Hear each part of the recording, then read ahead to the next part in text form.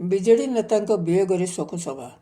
କୋରାପୁଟ ଜିଲ୍ଲା ବିଜେଡି ସାଧାରଣ ସମ୍ପାଦକ ତ୍ରିନାଥ ପାତ୍ରଙ୍କ ବିୟୋଗରେ ଏକ ଶୋକସଭା ଅନୁଷ୍ଠିତ ହୋଇଯାଇଛି।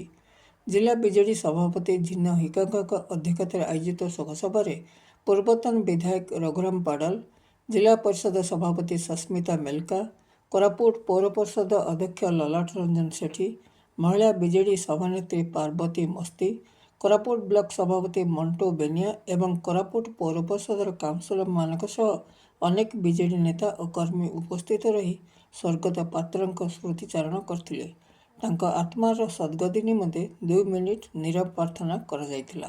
ଶୋକସଭାରେ ସ୍ୱର୍ଗୀୟ ତ୍ରିନାଥ ପାତ୍ରଙ୍କର ଆତ୍ମାର ସଦ୍ଗତି ନିମନ୍ତେ ଆଜି ବିଜୁ ଜନତା ଦଳର ସମସ୍ତ ବରିଷ୍ଠ କର୍ମୀମାନେ ଏକତ୍ର ହୋଇ ତାଙ୍କର ଆତ୍ମାର ସଦ୍ଗମନ ନିମନ୍ତେ ସମସ୍ତେ ଏକତ୍ରିତ ହୋଇ ପୁଷ୍ପାଞ୍ଜଳି ଅର୍ପଣ କରିଥିଲୁ।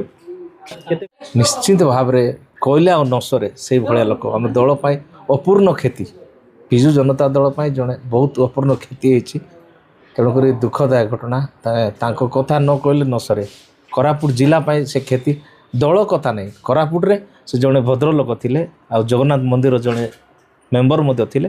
ସେ ସବୁଆଡ଼େ ବୁଲାବୁଲି କରି ଲୋକର ଦୁଃଖ ସୁଖରେ ସାଥୀ ହେଉଥିଲେ ସବୁବେଳେ। ସେ 86 ହେଲେ ମଧ୍ୟ ସେ ସକାଳେ ବାହାରିଲେ 12ଟା ପର୍ଯ୍ୟନ୍ତ ସେ ପ୍ରତ୍ୟେକର ଦୁଃଖରେ ସୁଖରେ ଭଲରେ ମନ୍ଦରେ ଯାଇକିରି ଲୋକଙ୍କ ସାଙ୍ଗରେ ବୁଝୁଥିଲେ।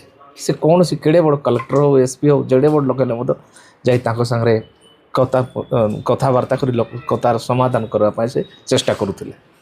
ନିଶ୍ଚିତ ଭାବରେ ଗୋଟେ ବିଜୁ ଜନତା ଦଳ ପାଇଁ ଗୋଟେ ଶୂନ୍ୟସ୍ଥାନ ପଡ଼ିଗଲା। କାରଣ ଯେଉଁ ତ୍ରିନାଥ ପାତ୍ର ଯିଏକି ଆମର ଜଣେ ବରିଷ୍ଠ ବିଜୁ ଜନତା ଦଳର କର୍ମକର୍ତ୍ତା ଥିଲେ, ଜଣେ ଆମର ଆଡ଼ଭାଇଜର ଥିଲେ, ତାଙ୍କୁ ଆମେ ସମସ୍ତେ ତ୍ରିନାଥ ମଉସା ବୋଲି, ପାତ୍ର ମଉସା ବୋଲି ଡାକୁ। ସେ ସଦାସର୍ବଦା ଆମକୁ ସବୁବେଳେ କୌଣସି କ୍ଷେତ୍ରରେ ହେଉ, ଆମର ଯେଉଁ ବିଜୁ ଜନତା ଦଳ କାର୍ଯ୍ୟକ୍ରମରେ ହେଉ, ଆମକୁ ତାଗିଦ କରନ୍ତି, ଆମକୁ ଆଡ଼ଭାଇସ୍ ଦିଅନ୍ତି ଏବଂ ବିଭିନ୍ନ ପ୍ରକାର କିଭଳି ଭାବରେ ସଂଗଠନ ହେବ ତା ପାଇଁ ଆମକୁ ସେ ପ୍ରବର୍ତ୍ତାଇଥାନ୍ତି। କିନ୍ତୁ ତାଙ୍କର ଯେଉଁ ହଠାତ୍ ଯେଉଁ ହୃଦଘାତଜନିତ ମୃତ୍ୟୁ ଘଟିଥିବାରୁ ଆମେ ସମସ୍ତେ ଶୋକ ପ୍ରକାଶ କରୁଛୁ। ନିଶ୍ଚିତ ଭାବରେ ବିଜୁ ଜନତା ଦଳର ପାଇଁ ଗୋଟେ କ୍ଷୟ, ଏଇ ଯେଉଁ ଶୂନ୍ୟସ୍ଥାନକୁ କିଏ ପୂରଣ କରିପାରିବେ ନାହିଁ।